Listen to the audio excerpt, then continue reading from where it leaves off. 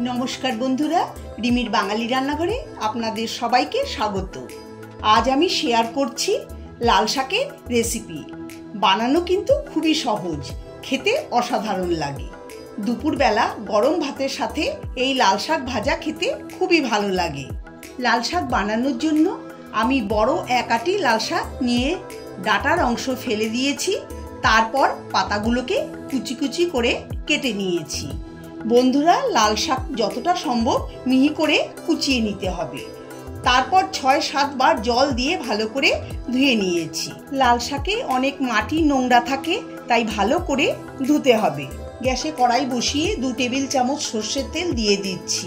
তেল গরম হলে 1/4 চা চামচ কালো জিরে আর 2টো শুকনো লঙ্কা দিয়ে 30 সেকেন্ড ফোড়নটাকে ভেজে এর মধ্যে 1 চা চামচ রসুন কুচি দিয়ে গোল্ডেন করে ভেজে নেব। এখানে আমি 4-5টা রসুনকে একটু বড় করে কুচিয়ে নিয়েছি। রসুন গোল্ডেন করে ভাজা হলে এর মধ্যে 2টো কাঁচা লঙ্কা চেরা দিয়ে দেব। আপনারা আপনাদের পছন্দ মতো কাঁচা লঙ্কা ব্যবহার করবেন। কাঁচা লঙ্কা একটু ভেজে কেটে রাখা লাল শাক দিয়ে দেব। শাক দিয়ে তেলের সঙ্গে একটু নেড়েচেড়ে নেব।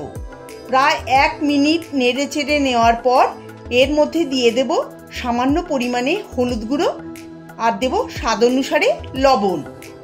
লবণ আর হলুদ গুঁড়ো দিয়ে ভালো করে শাকের সঙ্গে মিশিয়ে নেব। মেশানো হলে ঢাকা দিয়ে লো মিডিয়াম ফ্লেমে 6-7 মিনিট রান্না করে নেব।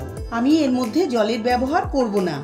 লবণ দেওয়ায় শাক থেকে যে জল বেরোবে তাতেই শাক রান্না হয়ে যাবে।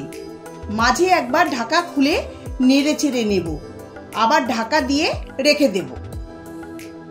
প্রায় 7 মিনিট রান্না করে নেওয়ার পর ঢাকা খুলে নেব। দেখুন শাক সুন্দর সেদ্ধ হয়ে গেছে। এখন শাক আরও টেস্টি করার জন্য দিয়ে দেব সামান্য চিনি।